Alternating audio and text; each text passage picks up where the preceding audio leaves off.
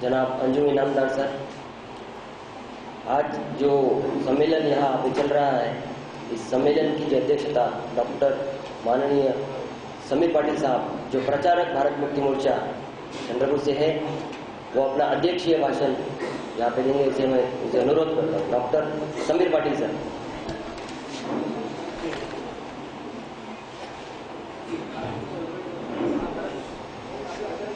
साथियों,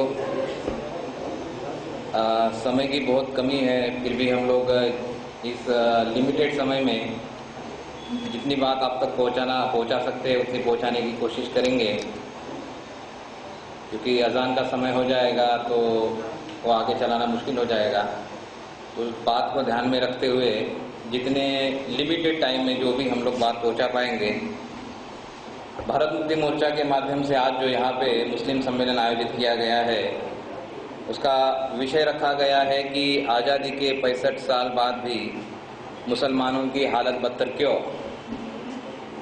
बहुत clear topic है और एक सवाल खड़ा किया गया है। ये जो सवाल यहाँ पे लिखा गया है वही सवाल हमारे जहन में पैदा होना चाहिए, हमारे दिमाग में पैदा होना चाहिए कि अगर आज़ादी को 65 साल हो गए हैं, 60 इयर्स हो गए हैं और हम आज़ाद हो गए हैं, आज़ादी को 65 ईयर हो गए और हम लोग आज़ाद भी हो गए। आज़ाद होने के बावजूद हम लोगों की हालत बदतर है, आज़ाद भी है और हालत बदतर भी है। साथियों, आज़ादी का मतलब जो है, आज़ादी का मतलब होता है कि जो अपने किस्मत का जो निर्णय है, अपनी किस्मत जो खुद बना सकता है, या अपनी किस्मत को बनाने का अधिकार जिसके पास में है, उसको अपने आप को आगे बढ़ाने का अधिकार, जिसको अपने आप की प्रगति करने का अधिकार जिसको है, माना जा सकता है कि आजाद है। जिसको अपनी किस्मत का ही निर्णय करने का, अपने हित का ख्याल रखने का अधिकार नहीं है, कैसे माना जाए कि वो आजाद है। क्योंकि कोई भी बीमारी अगर हमको ठीक करना है तो बीमारी ठीक करने के लिए जब तक बीमारी का डायग्नोसिस नहीं करेंगे, बीमारी ठीक नहीं कर पाएंगे। बीमारी को ठीक करने के लिए बीमारी का डायग्नोसिस ढूंढना होगा। हमें कहा जा रहा है कि हम लोग आजाद हैं और आजादी का जश्न हर साल मनाया जाता है।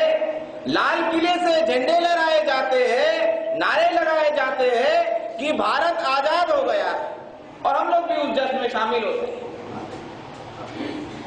और उसके बावजूद भी हमारी हालत बदतर होती जाती है, बदतर नहीं बद से बदतर होती जाती है और जो होती जा रही है।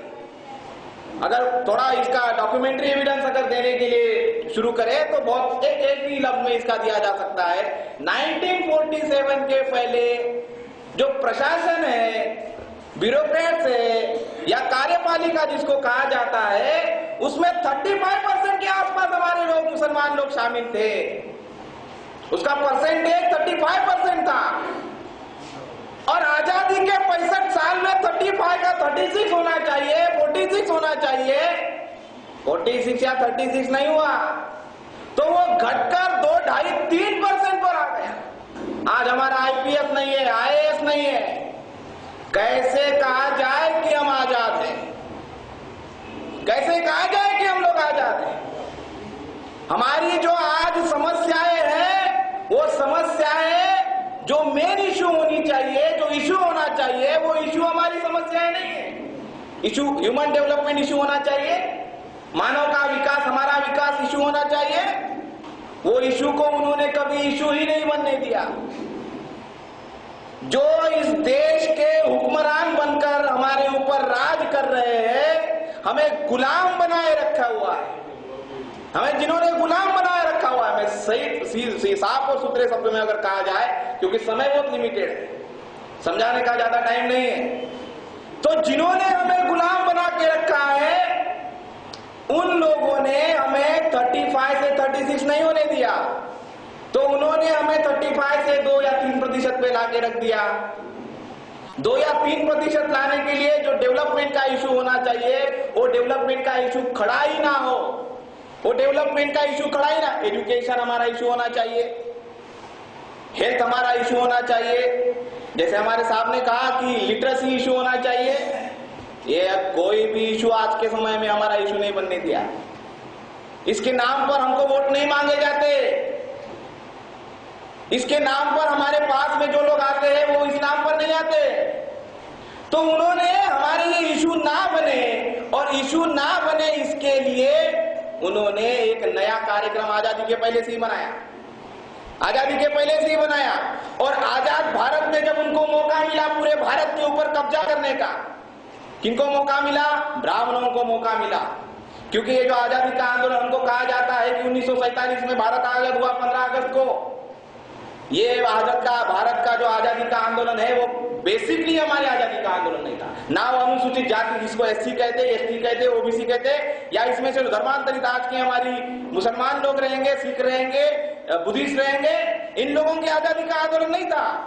वो आजादी का आंदोलन ब्राह्मणों की आजादी का आंदोलन था। और ये आजादी का आंदोलन भी उन्होंने अपनी आजादी का आंदोलन बना के चलाया, उन्होंने अपनी आजादी का आंदोलन बना के चलाया। और जब अपनी आजादी का आंदोलन बना के चलाया, 1947 को उनको आजादी मिला, हमको आजादी अब तक नहीं मिला है। 1947 को उनको आजादी मिला। और एक एक संस्थानों का जब पेशवा होता था, जिसको पंत कहते थे, वो पंत एक संस्थान का या 2-4 किलो का पंत नहीं बना, वो पूरे देश का प्रधान बन गया, पंत बन गया। देश का पंत का मतलब कहा जाए, जो पंत है वो एक जिले का 2 जिलों का नहीं बना, पूरे देश का पंत हो गया, प्रधान हो गया। पंत प्रधान जिसको कहते हैं, प्राइम मिनिस्टर को वैसे तो प्रधानमंत्री कहा जाना चाहिए, पर जब वो पंडित जब पंत बनेगा, प्रधान बनेगा, तो उसको पंत प्रधान कहते हैं। उनके हाथ में जब ये मौका आया और पूरे देश का उन्होंने अपने हाथ में लिया, तो क्या किया उन्होंने? ये जो डेमोक्रेसी है, वो डेमोक्रेसी को डेमोक्रेसी नहीं रहने दिया। वो डेमोक्रेसी को सारे डेमोक्रेसी, जो डेमोक्रेसी के 4 पिलर है, उसको भी अगर समझाने के लिए जाए तो डेमोक्रेसी के चारों पिलर के ऊपर आज के समय में ब्राह्मणों का कब्जा है। और इन्हीं ब्राह्मणों ने इसका कब्जा कर क्या किया? ये डेमोक्रेसी के चारों पिलर का इस्तेमाल हमारे लोगों का खात्मा करने के लिए, हमारे लोगों को गुलाम बनाए रखने के लिए किया। मीडिया का उन्होंने इस्तेमाल किया, ब्यूरोक्रेट्स का उन्होंने इस्तेमाल किया, पार्लियामेंट्री जो डेमोक्रेसी है उसका उन्होंने इस्तेमाल किया। जो पार्लियामेंट्री जो पॉलिटिकल पार्टी है आज के समय में, जो पॉलिटिकल पार्टियां है, जो पॉलिटिकल डेमोक्रेसी है, वो पॉलिटिकल डेमोक्रेसी नहीं रही, वो द्विदलीय सांसदीय जनतंत्र प्रणाली बना के रख दिया। या तो बीजेपी या तो कांग्रेस, या तो कांग्रेस या तो बीजेपी। और उसके भी आगे अगर हमारे लोग छोटे मोटे दल अभी उभर के आ रहे हैं, तो उसको भी खत्म करने के लिए या तो यूपीए या तो एनडीए, या तो इसको चुनो या तो उसको चुनो। ये जो है पार्लियामेंट्री डेमोक्रेसी को खत्म कर दिया, डेमोक्रेसी का वो पिलर खत्म कर दिया। ब्यूरोक्रेसी में हमारा कोई भी आदमी नहीं है, ढूंढकर भी नहीं मिलेगा, ढूंढना पड़ेगा माइक्रोस्कोप ले जाके, तब कोई एक आदमी मिलेगा तो मिलेगा। मीडिया सबसे ज्यादा बदमाशी कर रहा है, सबसे ज्यादा अगर हमारे साथ में कोई बदमाशी कर रहा तो मीडिया, ये फसाद लगाने का काम भी मीडिया कर रहा है। और इसके लिए मीडिया नहीं है, राष्ट्रद्रोही मीडिया है। ये मीडिया आम मीडिया नहीं है, राष्ट्रद्रोही मीडिया कह रहा हूं मैं इसको, जो अपने ही देश के लोगों को खत्म करने का, लड़ाने का, भिड़ाने का काम करे। वो मीडिया को देशभक्त कैसा कहा जाए? और हमारे लोगों में जो एकजुटता पैदा होनी चाहिए थी, एकता पैदा होनी चाहिए थी, उसके बजाय उन्होंने हमारे लोगों में आपस में लड़ाने झगड़ने का काम किया। कैसे किया? एससी एसटी ओबीसी को धर्म के नाम पर, हिंदू के नाम पर इकट्ठा किया और मुसलमानों को धर्म के नाम पर सेग्रीगेट किया। हमारे ही भाई है। जो हमारे भाई थे वो भाई को भाई है इसका एहसास तक नहीं होने दिया। उस इतिहास को आज तक किसी किताब में नहीं लिखा। कोई किताब में मिला कि मुसलमान और जो आज का जो एससी एसटी ओबीसी है वो एक ही था? किसी किताब में लिखा कि इन दोनों का डीएनए एक है? जो अगर फसाद खत्म करना चाहते हैं लोग, बहुत सारे लोग बोलते हैं कि फसाद खत्म होना चाहिए, एकजुटता आनी चाहिए, एक आने चाहिए। कब आएंगे? एक सीआरपीएफ लाएंगे, वो जो पुलिस वाले लोग हैं वो एक लाएंगे, मिलिट्री वाले लोग एक ला सकते हैं, पहले पैरामिलिट्री के लोग हमारे को एक ला सकते हैं, वो लोग ला नहीं सकते। एक हम लोग आ सकते हैं। कैसे आएंगे? जब हमको मालूम पड़ेगा कि हम ही एक ही लोग हैं, एक ही लोग हैं, एक ही लोग थे। जैसे हमारे साथियों ने इतिहास की थोड़ी बहुत बातें बताई, एक जो इस्लाम जब भारत में आया तो हमारे जो लोग गुलाम बने हुए थे, जाति व्यवस्था के शिकार थे, वर्ण व्यवस्था के शिकार थे, उन्होंने इस्लाम को कबूल किया। इस्लाम को कबूल किया तो SC ST OBC का आदमी मुसलमान बन गया। वो अवाम मेशराफ साहब जो बाप के अध्यक्ष है, वो बहुत सिंपल लैंग्वेज में कहते हैं कि जो महादेव भाई था, महादेव भाई मोहम्मद भाई बन गया। एक ही घर का था, महादेव भाई मोहम्मद भाई बन गया। इन लोगों ने, जिनके हाथ में भारत की सत्ता आई, उन लोगों ने क्या किया? महादेव भाई को और मोहम्मद भाई को आपस में लड़ाने का काम किया। जब तक ये इतिहास हमको मालूम नहीं होगा, हम लोग एक नहीं आ सकते। हमारे लोगों में ये जागृति हमको लाना होगा, ये जन जागरण हमारे लोगों में हमको करना होगा। ये लोगों को बताना होगा कि भाई ऐसी ऐसी बात है। जब तक ये लोगों को मालूम नहीं होगा, वो इकट्ठा नहीं आ पाएंगे। वो तो कहते रहते हैं, एक को हिंदू बनाते हैं, एक को मुसलमान बनाकर सेग्रीगेट करते हैं और फिर उनका झगड़ा लगाते हैं, कितना बड़ा झगड़ा लगा रहे हैं। अरे 65 ईयर में 63 to 64,000 अगर फसादात हो सकते हैं तो सोच सकते हो कितना बड़ा झगड़ा भारत में लग रहा है।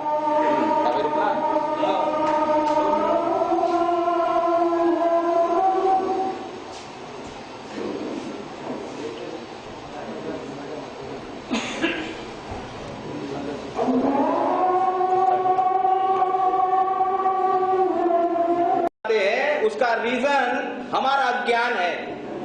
हमें उस बात की जानकारी वो होने नहीं देते। वो किसी भी किताबों में बात लिखते नहीं है और हमारी किताबों में वो बात मिलती नहीं है। वो हमें हमारे लोगों में जाके समझानी होगी कि जो महादेव भाई था, अगर वो मोहम्मद भाई हो गया तो उससे उसका DNA नहीं बदला, उससे उसका रिश्ता नहीं बदला। तो उन्होंने क्या किया? कानाफूसी करके इसके इधर गया, उसको समझाया, अरे भाई वो बाहर से आया है, वो ऐसा है, वो वैसा है। उधर जाके उनको इकट्ठा करने का काम किया और धर्म के नाम पे सेग्रीगेट किया। जो आज लोग सेक्युलर और कम्युनल की बात करते हैं, वो दोनों एक है। जो कह रहे हैं सेक्युलर और जो कह रहे हैं कम्युनल, ये दोनों ने जो दोनों लोग हैं, उन्होंने अपने फायदे के लिए ये सारा किया हुआ खेल। वो सेक्युलर और कम्युनल, एक कहता मैं सेक्युलर, एक कहता मैं कम्युनल। कम्युनल कहने वाला भी उसी का भाई है, सेक्युलर कहने वाला भी उसी का भाई है। कम्युनल आदमी सेक्युलरिज्म के नाम पे उसको सेक्युलर की तरफ धकेलने का कोशिश करता है। हमारे मन में जो भय पैदा जो करने का काम किया जा रहा है, कैसे भय पैदा करने का काम किया जा रहा है? जब फसाद होता है, तो क्या होता है? SC का आदमी, SC में जो जाति है, उस जाति का आदमी उस जाति का नहीं रहता। ST का आदमी उसमें बहुत सारी जाति है, उस जाति का नहीं रहता। OBC का आदमी तेली कुन भी अगर है तो तेली कुन भी नहीं रहता। फसाद के समय सारे SC ST OBC के लोग हिंदू के नाम पे एक हो जाते हैं और हिंदू के नाम पे एक होने के बाद में किसके खिलाफ में वो लड़ते हैं? किसको मारने का काम वो करते हैं? तो जो अपने ही भाई को जिसने धर्म परिवर्तन किया, जो इस कीचड़ में से निकल के बाहर चला गया, उसके खिलाफ में वो काम करते हैं, उसको मारने का काम करते हैं। और ऐसे फसाद कितने करवाए? 63,000 63,000 के आसपास फसाद करवा और 63,000 फसाद करवा के हमारे लाखों लोगों को मरवाया। ये सारे के सारे धर्मांतरित SC ST OBC के और जो non converted SC ST OBC के, यानी सारे के सारे भाई। वो कम्युनल लोग आएंगे और आपका और सत्यानाश करेंगे, आपको और मरवाने का काम करेंगे। फिर हमारा आदमी, वो कम्युनल का ही भाई सेक्युलर। जैसे हमारे लोग कांग्रेस, BJP, RSS इसको अलग अलग समझते हैं। कुछ अलग नहीं है भाई, कुछ भी अलग नहीं है। 1885 को कांग्रेस बनी, ब्राह्मणों ने बनाई। उसके पहले अगर आजादी के आंदोलन को हम लोग अगर बहुत विस्तार से पढ़ेंगे, देखेंगे तो वो सारी बातें समझ में आएगी। पर इन ब्रीफ अगर हम लोग समझने की कोशिश करें तो 1885 में कांग्रेस बनी, वो ब्राह्मणों ने बनाई। चटर्जी, मुखर्जी और महाराष्ट्र के, बंगाल के सारे लोगों ने बनाई। उसमें हेगड़ेवार भी था। हेगड़ेवार कांग्रेस का मेंबर था जिसने RSS बनाई। हेगड़ेवार कांग्रेस का मेंबर था जिसने RSS बनाई और जिसको जवाहरलाल नेहरू को हमारे लोग बहुत बड़ा सेकुलर कहते हैं। अरे वो RSS की शाखा में हाफ चड्डी जाके पहन के उधर RSS की शाखा अटेंड करता था। उसका फोटो हमारे पास में है, कैसा कहा जाए कि ये लोग अलग अलग, कैसे कहा जाए ये लोग अलग अलग? और फसाद से फायदा किसको हो रहा है? फसाद से फायदा सिर्फ इन्हीं दोनों को, तो किसको बहुत फायदा होता है दूसरे को? फसाद होता है तो हिंदू के नाम पे कम्युनल वालों को वोट मिलता है, फसाद होता है तो सेकुलर के नाम पे मुसलमानों का वोट उसके दूसरे भाई कांग्रेस को मिलता है, या तो बीजेपी या तो कांग्रेस। ये जो सारा खेल है उन्होंने अपने हाथों से, अपने पूरे तैयारी से, पूरे प्लानिंग से बनाया हुआ खेल। जब ये जो मामला आजकल बहुत सारे संगठन लोगों में जाकर ये जो समझाने का काम कर रहे हैं, मार्क्सिस्ट ने इसका विषय बनाया, इसका विषय बनाकर धर्मनिरपेक्षता का और धर्मांध का नारा देने वाले जो लोग हैं वो दोनों एक है, ऐसा विषय बना के 10-20 साल पहले का विषय, ये 10-20 साल पहले का विषय बनाकर हजारों कार्यक्रम जब लोगों में लिया तो थोड़ा थोड़ा हमारे इंटेलेक्चुअल क्लास, जो हमारा इंटेलेक्चुअल क्लास है, हमारे इंटेलेक्चुअल क्लास की बहुत बड़ी जिम्मेदारी है, हमारे अनपढ़ गवार लोगों की जिम्मेदारी नहीं है, वो हमारे इंटेलेक्चुअल क्लास की जिम्मेदारी है कि हम हमारे लोगों में जाके ये बात समझाए उनको कि भाई हमारा दोस्त कौन है, हमारा दुश्मन कौन है। जब ये बातें थोड़ी बहुत समझ में आने लगी तो बहुत सारे लोगों ने फसाद से इनकार कर दिया। फसाद में अभी SC/ST OBC के लोग ज्यादा शरीक होने का काम नहीं करते, पहले उनको बिल्कुल एकदम से अगर बोला जाए तो फसाद में शरीक हो जाते थे। तो उन्होंने जब इनकार करना चालू कर दिया तो उन्होंने एक नया फंडा लाया, नया कार्यक्रम बनाया। नया कार्यक्रम क्या बनाया? तो नया कार्यक्रम हमारे भाई को हमसे तोड़ने के लिए जब लोगों में थोड़ा सा एकता आने का, मुत्तहिद होने का काम चालू हो गया तो उन्होंने नया कार्यक्रम बनाया और उस नए कार्यक्रम को नाम दिया आतंकवाद। और उन्होंने मीडिया में फैलाया आतंकवाद। पहले लश्कर-ए-तैयबा और बहुत सारे नाम वो देते थे, बहुत सारे नाम दे देते। ब्लास्ट हुआ नहीं कि 5 मिनट में टीवी पे वो ब्रेकिंग न्यूज आती थी। क्या न्यूज आती थी? इसका हाथ है, उसका हाथ है, उसका हाथ है। अरे भाई हर बार तुम्हारे को हाथ दिखता है। फसाद के समय में भी सेकुलर वाले बोलते हैं इसका हाथ है, RSS का हाथ है, VHP का हाथ है, बजरंग दल का हाथ है, अमुक का हाथ है, ढमुक का हाथ है। और जब तुमको दिख रहा है हाथ, जब तुमको दिख रहा है उधर हाथ है, तुम्हारी IB है, तुम्हारे पास में रॉ है, तुम्हारे पास में मिलिट्री है, तुम्हारे पास में पैरामिलिट्री है, तुम्हारे पास में पुलिस है, तुम्हारे पास में कोर्ट है, हाई कोर्ट है, सुप्रीम कोर्ट है। जब सारा ही तुम्हारे पास में है, पकड़ते क्यों नहीं हो भाई हाथ को? क्यों नहीं पकड़ते हो हाथ को? अरे 63,000 हो गए ना। पहला हुआ नहीं पकड़ा मान लिया, दूसरा हुआ नहीं पकड़ा मान लिया, 1,000 हुए नहीं पकड़ा मान लिया, 10,000 हुए नहीं पकड़ा मान लिया। अरे 63,000 हो गए, पकड़ते क्यों नहीं हो? आज भी नहीं पकड़ रहे, आज भी नहीं पकड़ रहे। अभी किसको पकड़ रहे? इधर ब्लास्ट करवाते हैं, यही ब्लास्ट करवाते हैं। नाम मुसलमानी, कोई मुसलमानों से मिलता जुलता अगर कोई नाम है उसको ब्रेकिंग न्यूज में झलका देते हैं। पहले वो कोई अलग अलग नाम होते थे तो लोगों को लगता था कोई बाहर का मुसलमान है, कोई बाहर का मुसलमान है। अभी उन्होंने ये नहीं लगना चाहिए, ऐसा नहीं लगना चाहिए। हमारे लोगों में जो भाव उनको पैदा करना है, ऐसा जो भाव उनको एग्जैक्ट भाव जो पैदा करना है, वो एग्जैक्ट भाव को पैदा करने के लिए उन्होंने वर्ड इस्तेमाल किया और वो वर्ड है जैसे इंडियन मुजाहिदीन। तो हमारे लोगों को लग रहा है अच्छा ये तो इधर का ही मुसलमान इसमें शामिल है। तो ये जो सारी बदमाशियां है, ये सारी बदमाशी को हमको बहुत गहराई से समझना होगा। पर इसको समझने के लिए आज हमारे पास में बहुत कम समय है। हम लोगों को जितना समझ में आया उतने ही समझ में हम हमारे लोगों को समझाने की कोशिश करें। आप लोग ऐसा करेंगे, ऐसा समझकर, ऐसे विश्वास के साथ में आप लोगों ने मेरी बात ध्यान से सुनी, इसके लिए मैं आप लोगों का बहुत ज्यादा आभारी हूँ। धन्यवाद।